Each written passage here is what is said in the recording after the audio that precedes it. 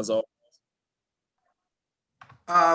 How did practice go, and how was it different structurally from training camps the past couple seasons? Yeah, I think today was probably out of all the days of quarantine and OTAs and stuff like that, today was definitely the day where guys were most fired up.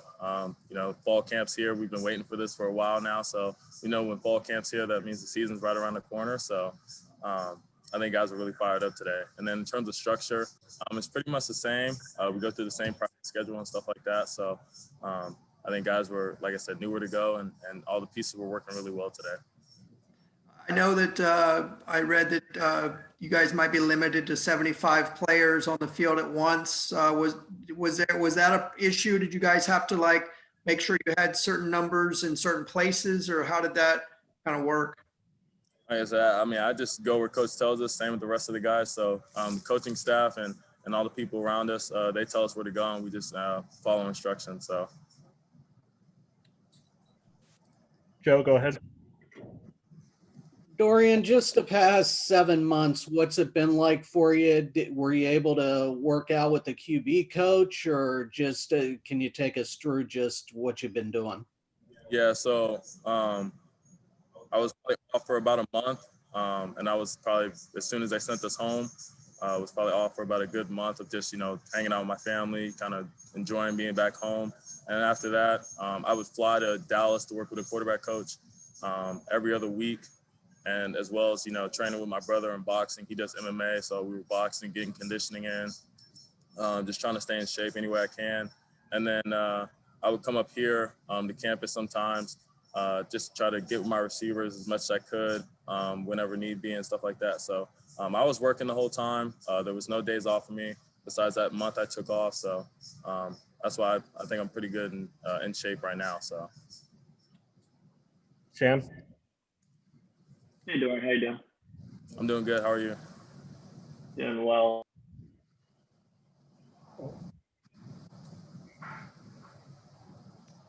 There we go. So a lot of cancellations, delays over the past few months.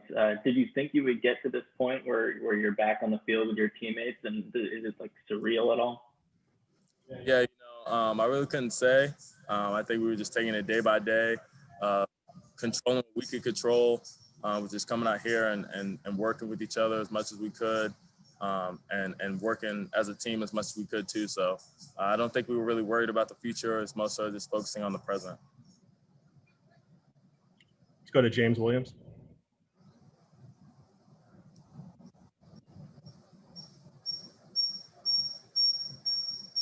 James, you there?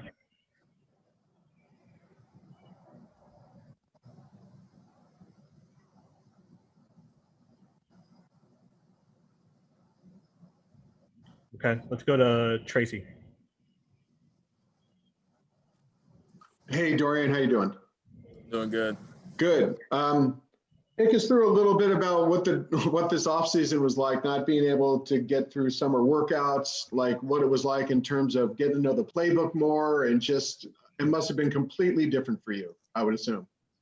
Yeah. Coach Bible puts it as, this is taking the time to go to quarterback school and really learn how to be a quarterback. So I think that's what I did. I found out a lot about myself as much as, the rest of my teammates. And, like I said, getting to be back home, you either get too comfortable or you continue to work. So I think that's what I really found out about myself is, I really want this. I really want to improve. And, I really want to improve the last 2 seasons. And they weren't up to my standards. So I think really working hard and getting to focus on myself for a little bit was something I really needed.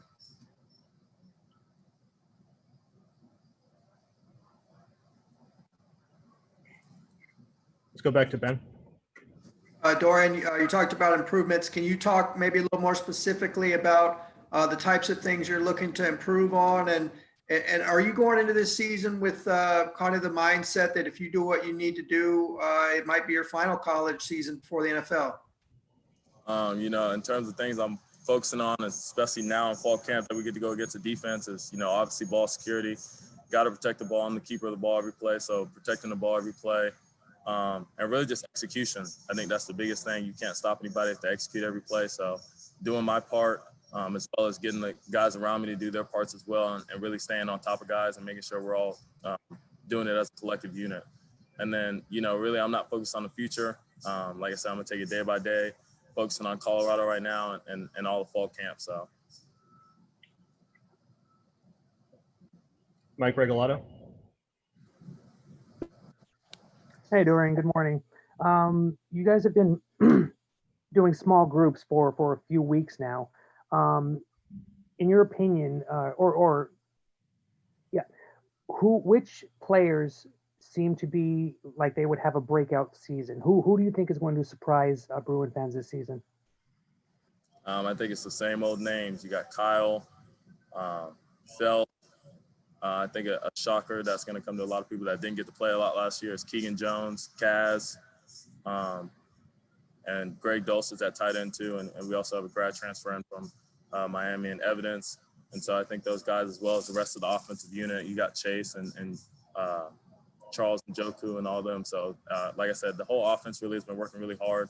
But those are some top guys that I think really come on this year and find their way right now. So. Joe? When the Big Ten announced that they were coming back, was there thoughts from your teammates and everybody that you guys were going to eventually play here later in the fall, and then just trying to prepare in 4 weeks for a game in a season even as short as this is? How much of a challenge is it? I mean, we don't think it's gonna be a challenge at all. So we've been working as a collective group for maybe a month now. Whether it's, on our own, going to a random park, or whether we're here working with our strength coaches or whatever. So I think we've bonded really well as a team, and I think we're going to be ready in these next 4 weeks because we've been preparing so hard before then. So fall camp seems like it's a continuation of what we've been doing almost. Go back to Tracy. Hey, Dorian. Offensive line, you've lost a couple of guys from last year. You lost a few. You lost Jake Burton too, a month and a half ago. How's that look? I know you haven't done anything in pads, but how do they look to you? And have you seen Paul Gratton, the new transfer from Villanova? Just give us kind of an overall feeling for them. Yeah, I'd say in my going on 3 years of being here, in terms of protection and knowing what Coach Fry wants to implement with those guys, this is the most knowledge they've learned to date. And Coach Fry has done an unbelievable job of getting those guys prepared and ready for fall camp. Because the times we've been out here working protection and going over run reads and stuff like that, these guys are spot on and don't really miss a beat. And in terms of Paul, like I said, right now he's working, I think, with the 2s or 3s. So I haven't really got a chance to see him as much. But in terms of, again, picking up the offense and stuff like that, he's done a really good job. And also just being a leader, being a grad transfer, I think he's really filled in that role too, kind of being an older guy and kind of showing guys how to do it and stuff like that. So I think he's done a really good job.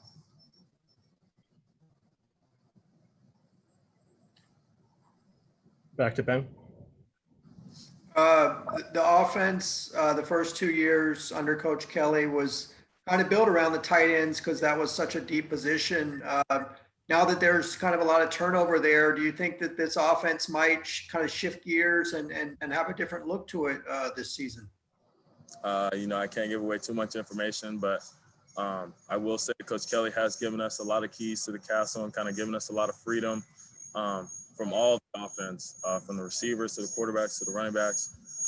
This is year 3 with everybody, not just me, not with just Coach Kelly. It's year 3 with this whole kind of offensive unit. And so he trusts us fully, and he's going to kind of let us play free and play to our strengths now. So. Let's go to Rick Kimbrell. Hi, Dorian. How you doing? Doing good. Outstanding. You said that you learned a lot about yourself throughout this whole process. What did you learn, and how is it going to help you next season? Yeah, I mean, just in terms of maturing, like being a young guy, you kind of see practice as, I don't know, like a burden almost. And you come out here now, I don't miss a beat. There's energy, there's leadership. Not to say that wasn't there before, but it's just at a whole nother level now. Same with everything. I take everything very seriously now, and not to say, like I said, not to say that wasn't the case before, but it's just to a whole nother level. And I think you guys can see that. I don't think I can really put it in words right now. So. Tony Siracusa. Hey, Dorian. Hey, listen, back when all of the shutdowns were going on, the postponements, a lot of talk from the players within the Pac-12 and your guys' group about protocols and wanting transparency and wanting to be a part of the process. Now that you guys are actually in camp, how do you feel about that? Do you feel like you've got a lot of awareness about what's going on with the testing and the protocols and what you can and can't do? Yes. Coach Kelly, our treatment staff, our strength staff, our AD, our chancellor, everybody here has done a phenomenal job of making sure that they have our best interest. And, you know, if anything were to arise health-wise, they're on it ASAP. And, you know, we've gotten a really good plan here and a really good structure here of kind of keeping everybody in a bubble almost. And I think it's worked out really well so far. So. All right, last few questions. Let's go to Mike Regalado again. Hey, Dorian. It's obviously been an interesting summer with COVID, but also many around the nation standing up for social injustice. The NCAA, some NCAA games, NFL games have had moments of unity. Has there been any talk among the team about having a moment of unity? Has there been anyone reached out to Colorado for some sort of moment? Not to my awareness and not to my knowledge, I have no clue about that. But in terms of, you know, the social injustices and what we're going to do and try to be a part of is we saw Clemson do it with the phrases and words on the back of their jerseys and stuff like that. So our leaders have already talked to Coach Kelly, and he's doing his best part to try and get that implemented in what we're going to do this season too with our jerseys and uniforms and all that stuff. So.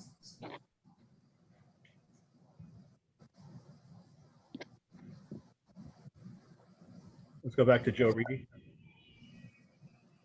Dorian, what was the thoughts from you and the team when you heard early on that Coach Kelly contracted the virus and just the concerns and everything, and just the fact that he got it and really didn't know where it came from? Does that put you guys kind of more looking out for each other to make sure it doesn't happen? And then just also wondering, with the new AD, just what you've thought of his first couple months, because I know he talked to you guys before he came in June, and just what's it been like working with him? Yeah, you know, when they first sent us home, I think everybody kind of took it not really as a joke, but not as serious. And then kind of when Coach Kelly got it and stuff like that, it kind of was like an eye-opener, not only to him, but also to us too. It made everybody take it a lot more seriously. As well as just these past couple games. We saw Houston play last night or a couple days ago, and they've had almost all their games canceled, if not all of their games canceled besides the most recent one. So we know how serious it is. We're taking it very serious here, and that's why, you know, we haven't had any positives for a while. I can't even remember the last positive test we had. So I think that was a real eye-opener for us as well as him. So.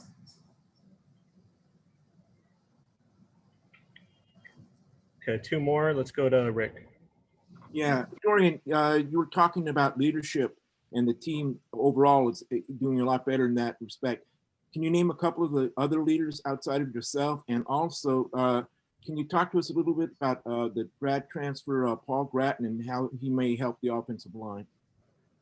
Yeah, to name a couple other leaders, Bo Calvert and Quentin Lake on the defensive side. And on the offensive side, you got me, Fel, Kyle, Greg, and a bunch of the old linemen too. So I think a lot of the third year and fourth year guys are really stepping up right now and trying to get these young guys to kind of follow a suit and stuff like that and trying to get them in line. So, and then again, Paul Bratton, just a phenomenal guy, phenomenal person. Like I said, we haven't had pads on, so I haven't got to see him and his talent and what he brings. I did watch a little bit his tape at Villanova, so I've seen him there, and he looked really good there. So I'm really excited to see what he can bring to this offensive line group.